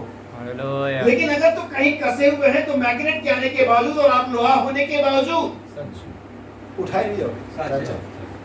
इसकी कोई गारंटी नहीं कि आप परमेश्वर के पुत्र स्वयं उठा ले जाओगे। लेकिन अगर आप फंसे हो, आप कहीं परमेश्वर का पुत्र बन मारा जाएगा, नाश हो जाएगा, हाँ बाइबल पहले भी हो चुका है। परमेश्वर के पुत्रों ने देखा, मनुष्य की पुत्रियां सुंदरी से चाह रख लिया, नूह का जल पड़ने हुआ, सारे परमेश्वर के पुत्र मर गए। और इसी बात है, आपको कोई नहीं बताएगा। हिम्मत होनी चाहिए कहने की परमेश्वर के पुत्र भी नाश हो जाएंगे। सच है। अभी भाई कैसे हुआ है ना, देखो ना बाइबल में नाश हुए और नहीं हुए। क्यों नाश हुए? क्योंकि उन्होंने गलत यूनियन को बनाया, एक गलत मिलाप को लेकर किया है, एक गलत काम को प्रमोट किया, इसलिए नाश हो गया। परमेश्वर कभी भी पाप को अनदेखा नहीं कर सकता। मैं हमेशा बताऊं, आप ये ना सोचें कि आप परमेश्वर के पुत्र हैं, आपने दुनिया छोड़ दी, जहां छोड़ दिए तो परमेश्वर आपके पाप को अनदेखा कर देगा। फिर तो सदम उमर को लोग भी खड़े होंगे, बोलेंगे उसका माफ कर दे, हमारा भी कर दो। तो परमेश्वर को पहले सॉरी बोलेगा कि हाँ तुमको मार के गलत किया, क्योंकि मैं इसको वही काम कर रहा हूँ, इसको बचा रहा हूँ, और वही काम करके तुमको मार दिया। परमेश्वर ऐसा कभी नहीं करेगा। उसे हर एक पाप का न्याय करना ही है। आमीन। सो बाइबल यहाँ पर क्या बताती है? परमेश्वर ने तीन भाग को बुलाया, थिस्सलुनीकी की पत्री आत्मा, प्राण, देह तुम्हारे पूरे पूरे निर्दोष और सुरक्षित रहे। यानी कि तुम तीनों अय्याम में, तीनों क्षेत्र में छुटकारा पाए हुए हो। हमारा छुटकारा पहला बात होता है संदेश के द्वारा, मलाकी 4 के द्वारा, ललकार के संदेश के द्वारा। कि बाइबल कहती है तीन बातें, प्रभु आप ही स्वर्ग से उतरेगा, उस समय ललकार होगा, वरदान का शब्द होगा और परमेश्वर की तुरही होगी है। ललकार तुम्हारे प्राण का छुटकारा करेगा। तुम्हारे प्राण में जो विश्वास, चोरी, चकारी, हर एक तरह की गंदगी वहां पर बैठी हुई थी, उससे तुम्हारा ललकार क्या करेगा? छुटकारा करेगा। अब तुम्हारे प्राण में क्या? विश्वास। Now faith is। अगर आप लूका 17 इसी के 18 अध्याय में आगे जाके पढ़ेंगे तो है कि मनुष्य का पुत्र आएगा तो क्या विश्वास पाएगा? नहीं पाएगा। तो फिर विश्वास कैसे आता है? बाइबल कहती है विश्वास सुनने से आता है। आमेन। और सुनना किससे होता है? मसीह के वचन से। मसीह के वचन के द्वारा होता है। नबी ने परमेश्वर का वचन प्रचार किया, आमेन। फरीसियों ने रीति रिवाज प्रचार किए, डोगमा प्रचार किया, तंत्र प्रचार किया, लेकिन नबी ने क्या प्रचार किया? वचन प्रचार किया। आमेन। और अब विश्वास है, तो विश्वास आने के बाद क्या होगा? हमारे हृदय में परमेश्वर के द्वारा प्राण का छुटकारा हो गया। आमेन। लेकिन उसके बाद दूसरी चीज आती है आत्मा, और इसके लिए क्या है? प्रधान दूत का शब्द। प्रधान का शब्द क्या है? प्रधान दूत का शब्द परमेश्वर की वो सेवकाई है जो कलीसिया के अंदर की, आमेन। क्योंकि राजा की ललकार बाहर नहीं है। काश को जानते हो इस आयत को? राजा की ललकार छावनी में है। Amen. Sound of the king is in the camp. Yes. और धन्य वो समाज, वो प्रजा जो राजा की ललकार को पहचानती है। इसलिए मैंने कहा टोटल डिलीवरेंस। तो ललकार का संदेश हमारे प्राण का छुटकारा करता है, लेकिन five fold ministry south in the camp, प्रधान दूत का शब्द हमारी आत्मा को शुद्ध करता है। आप इफिसियों 4:11 पढ़ेंगे, ऐसा लिखा हुआ है कि उसने कुछ को प्रेरित, भविष्यवक्ता और उपदेशक और रखवाले नियुक्त करके दे दिया ताकि पवित्र लोग। कौन पवित्र लोग। संस्था वाले पवित्र हैं क्या? नहीं, नहीं है, क्योंकि पवित्रता वचन से आती है। आमेन। उनके पास वचन नहीं है, उनके पास पुराने जमाने का वचन है, आमेन। उससे काम नहीं चलेगा। बिल्कुल जी। आपको तो वर्तमान समय का वचन चाहिए, यस, आमेन। आपको तो समय का संदेश चाहिए। आमेन, आमेन। यीशु ने कहा वो बैल अपने स्वामी के चरणों को पहचानता है, और पक्षी अपने घोंसलों को पहचानते हैं, लेकिन हाय मेरी प्रजा जो अपने दिन के समय और संदेश को नहीं पहचानते। लेकिन आज परमेश्वर ने मेरी आंखों को खोला है। सो प्रधान दूत का शब्द क्या करेगा? हमारे प्राण, हमारी आत्मा को क्या करेगा? छुटकारा देगा। हमारी आत्मा में 5 चीजें, 5 चेतनाएं हमारी आत्मा की। हम जानते हो मेमोरी है, वो रीजनिंग है, वो अफेक्शन है, और दो एक और बातें और है। हमारी आत्मा की सेंस है, जैसे हमारे शरीर के सेंस होते हैं, सुनना, चखना, स्पर्श करना वगैरह वगैरह, वैसे हमारी आत्मा की 5 चेतनाएं। अब ये 5 चेतनाएं 5 एमोरी राजाओं की तरह है, जिन्होंने पुराने दिनों में इस्राएल को कई बार बंधुआ बनाया, लेकिन यहोशू ने 5 एमोरी राजाओं को मारा। यहोशू एक असाद ने 5 एमोरी राजाओं को, और एमोरी राजा आज भी हमारे जीवन में राज्य कर रहे हैं। लेकिन आज पवित्र आत्मा, ये यहोशू में पवित्र आत्मा की जरूरत है जो एमोरी राजाओं को मारे। मैं आपको ऐसे समझा देता हूँ कि जैसे हमारे आत्मा की चेतना है मेमोरी, याददाश्त, और याददाश्त जब इजराइल मिस्र से निकला था तो उनके दो कैटेगरी में दूंगा, यहोशू, कालेब और बाकी लोग। और यहोशू और कालेब के मन में भी, उनके पास भी मेमोरी थी, और उन बाकियों के पास भी मेमोरी थी, लेकिन उनकी मेमोरी में ये था, और लहसुन और प्याज, यस, मीट, हांडिया जो मिस्र में चढ़ा करते थे, उनकी मेमोरी में भी था। लेकिन उनकी मेमोरी में ये साफ हो गया था कि वहाँ गुलाम थे। बिल्कुल सच। ये मेमोरी थी कि वहाँ पर मीट और लहसुन था, प्याज था, लेकिन ये नहीं मेमोरी थी कि वहाँ गुलाम थे। लेकिन यहोशू और कालेब दूसरी तरफ है, उनकी मेमोरी में लहसुन प्याज नहीं है, उनकी मेमोरी में कि हम वहाँ गुलाम थे, यहाँ आजाद हैं। आमीन। आपकी मेमोरी में क्या है? अगर आपकी मेमोरी पवित्र आत्मा के द्वारा छुटकारा पा चुकी है, तो आपकी मेमोरी में यीशु मसीह के वचन होंगे, यीशु मसीह के कार्य होंगे, यीशु मसीह के आशीर्वाद होंगे। अन्यथा आप पुरानी बातों को, पुराने पाप को याद कर रहे होंगे। और दाऊद कहता है, मैं उस दिन को याद करके रोता हूँ, कैसे परमेश्वर के भवन में जाया करते थे। वो क्या याद कर रहा है? जबकि बदवाई में हम क्या याद कर रहे हैं? हमारी मेमोरी में क्या है? कूड़ा भरा हुआ लोग। हमारे फोन ने तो पहली बार हमारी मेमोरी ही लॉस कर दी। कई बार महिलाएं उठती कि कुछ करना है, फिर वहां जाके भूल जाती कि करने क्या है थे। ऐसा होता है, इतना फोन देख रहे कि हमारी मेमोरी लॉस हो गई। सच है। शैतान ने आपको एक फोन इंस्ट्रूमेंट पकड़ा दिया, आप सभी सर झुकाए हुए शैतान के साथ। कौन ऐसे देखता है? सभी तो ऐसे देखते हैं। सच है। इसके सामने इंस्ट्रूमेंट ऑफ द डेविल। ये अच्छा हो सकता है अगर आप इसका अच्छा इस्तेमाल करें। सच है। बिल्कुल सच। लेकिन हम करते नहीं। सो उनके में मेमोरी, उसके पास भी मेमोरी थी और उनके पास भी, लेकिन दोनों का मेमोरी अलग अलग काम कर रहा था।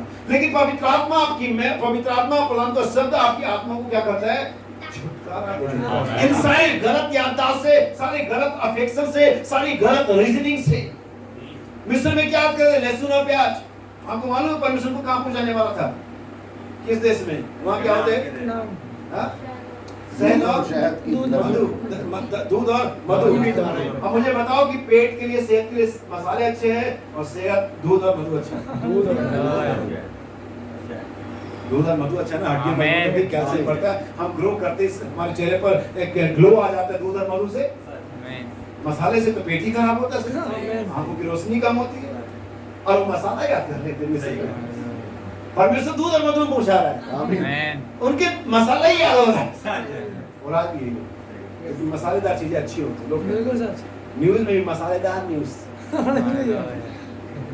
भी मसाले। पहले आता था भारत ने पाकिस्तान को हराया, अभी कोई सेगमेंट नहीं होता था, अभी भैंस गरीब में भारत ने पाकिस्तान को हरा दिया, हमारी भी धड़कनें बढ़ जाती, जाने देश ही जीत लिया, मसालेदार बना दिया।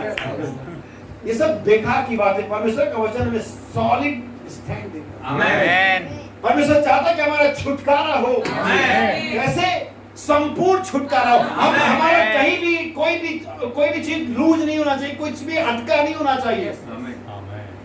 लूत की पत्नी इसीलिए वहां खंबा बन गई नमक का कि उसकी मेमोरी अपने घर के वस्तुओं में लगी हुई, उसे ये याद नहीं हो रहा था कि परमेश्वर ने नाश होने से बचा लिया, उसे अपना नया एप्पल का फोन याद आ रहा था, जो भी रहा होगा। जैसे हमारी बहुत सारी गिफ्ट व्यर्थ की चीजें होती है, तुम्हारे आत्मा, प्राण और देह, ललकार हमारे प्राण के लिए, प्रधान का शब्द हमारी आत्मा के लिए, और परमेश्वर की तुरही फूंकी जाएगी और हम आमीन। और आज ही परमेश्वर की तुरही फूंकी जाएगी, क्योंकि परमेश्वर के वचन के अलावा परमेश्वर के पास कोई तुरही नहीं है। परमेश्वर का सुसमाचार ही परमेश्वर की तुरही है। लेवी व्यवस्था 25 अध्याय में कहती है, ये छुटकारे का महाशब्द का नरसिंगा देश में हर कहीं फुकवाना, और जिस भी गुलाम के कान में शब्द जाए वो अपने मालिक को बाय बाय कर दे, उसके बाद देने के लिए पैसा है और नहीं है। लेकिन जैसे नरसिंगे का शब्द सुने, वो बता दे मालिक को कि सर सुन लीजिए, जुबली के छुटकारे के नरसिंगे का शब्द है, और मैं और बता गुलाम मोबाइल की गिरफ्त में, नशे की गिरफ्त में, फैशन की गिरफ्त में, शैतान को बताओ, शैतान में अल्लाह का गुलाम नहीं है, मैं तो नरसिंगे का शब्द सुनाई दे रहा है।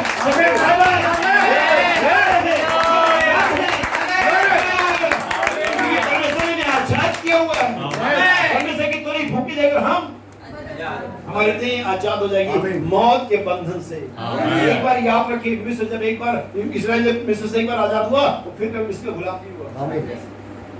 कभी भी आप गुलाम नहीं होगा, परमेश्वर आजाद करता है। लेकिन कलीसिया आजाद करती, पादरी आजाद करता, समाज आजाद करते, फिर गुलाम हो जाते हैं। लेकिन यीशु ने सेमंस का पुत्र आजाद करेगा, वो सचमुच आजाद करेगा। Hallelujah, hallelujah. इन बातों को लाजर 4 दिन का मरा हुआ, मृत्यु के बंधनों में, यीशु कब्र पर आया, चिल्लाया, लाजर हमारा नबी कहता है लाजर का प्राण किधर चला गया था, लाजर की आत्मा किधर चली गई थी, और देख कब्र में थी 4 दिन की। परमेश्वर की आवाज ने, परमेश्वर की लाउड वॉइस ने, तुरही ने उस प्राण को पकड़ा।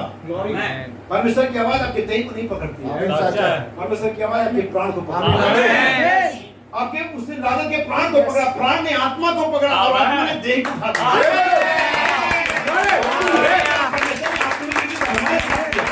हमारा प्राण कहीं रिसोर्ट में डूबा हुआ था, और यहाँ पे पापे डूबे।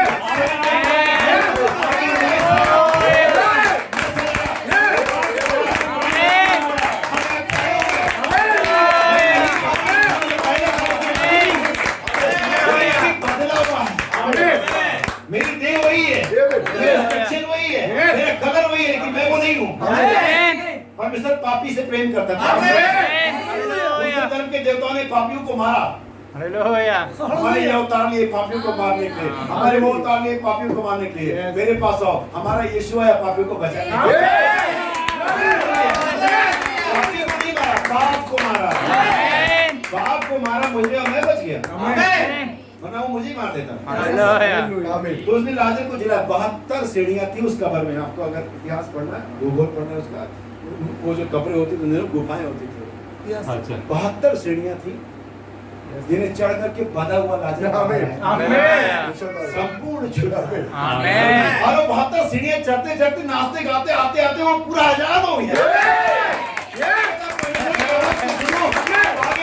आपके ऊपर से बंधन खुलकर चले जाएंगे।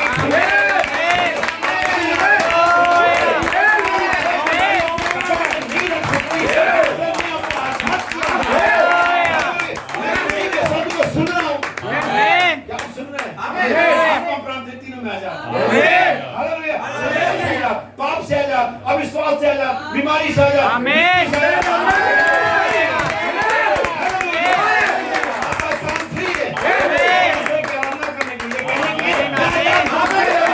शैतान का कोई जोर मुझ पर नहीं है। ठोकरा उठाते हुए जा रहा होगा गुलाम, उसके सर पे बोझ रहा होगा, ऐसे नहीं खान में आया बात, ठोकरा उधर फेंको, हालेलुया। आजाद हो गए। हालेलुया। आपने इसके लिए कुछ भरा नहीं, किसी ने नियम बनाया हुआ है, भरने के लिए नहीं हो तब भी आजाद हो सकते हो। आमीन। भाई मैंने एक पिक्चर देखी थी, नूह का जो जल प्रलय था, उस अगर आप लोगों ने देखी हो, मैं ये चीज क्यों बता रहा हूँ, क्योंकि जैसे नबी कहते जैसे टोकरा उठाते आवाज सुनते हो वैसे आजाद हो सकते हो। टोकरा फेंक दो, उसका खेत में हल जोतते हो, बैलों को किधर भी जाने दो, आजाद हो गया। आमीन। तो कहेगा बैलों को मैं आजाद हो गया, टाइम हो गया, हालेलुया। मसीह का सत्ता आ रहा है, कल नहीं सोचूंगा नहीं, अभी ठीक राइट ना। आमीन। आमीन। आमीन। मार्था ने प्रभु से कहा अगर तू यहाँ होता तो मेरा भाई जी उठता।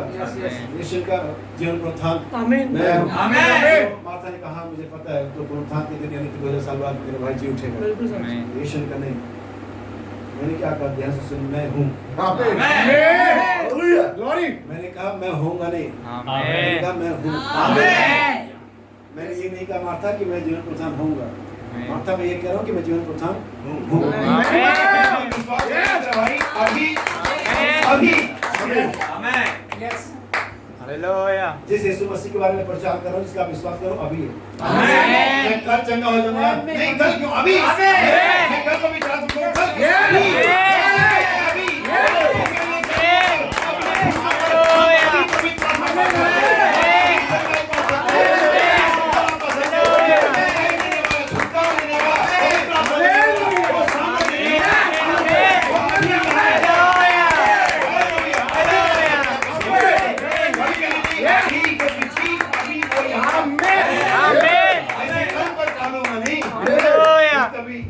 परमेश्वर ने नूह से बात करी, नूह मैं जल प्रलय करने वाला हूँ। नूह ने कहा बहुत अच्छा। नूह मैं चाहता हूँ कि तू नाव बना, ठीक है प्रभु बहुत अच्छा। हालेलुया। तो नूह मैं चाहता हूँ कि इसकी लंबाई चौड़ाई ये हो। नूह ने कहा बहुत अच्छा। और पिक्चर में ऐसा दिखाया गया और मैं सोचता हूँ कि सही दिखाया गया कि वो अपने द्वार के एक चौखट पर बैठा हुआ था। जैसे उसका एक कदम चौखट, जैसे हम कई बार चौखट पे बैठ जाते हैं और वहीं बैठा हुआ। सारी बातें हो गई, नाप तोल बता दी गई, 300 हाथ लंबा। नूह खड़ा हुआ और उसने कहा एक, आमीन। आमीन। हालेलुया। उसने कहा एक, अभी। दो, आमीन। उसके पत्नी ने कहा भाई थोड़ा बाहर जाके नापे हमारा बच्चे को। हालेलुया। पागल नाव में रहना भी, घर भी डूबेगा। बाहर में क्यों?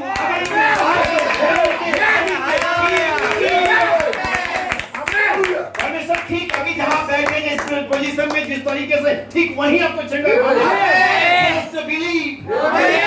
वो है। ये सारी बातें बाइबल की, मैं सोचता हूँ कि आपका विश्वास है। आइए प्रभु से मांगे, आंखों को बंद करें। हर एक व्यक्ति जो भी आपकी रिक्वायरमेंट का साथ आप मांग सकते हो, आपको चंगाई चाहिए।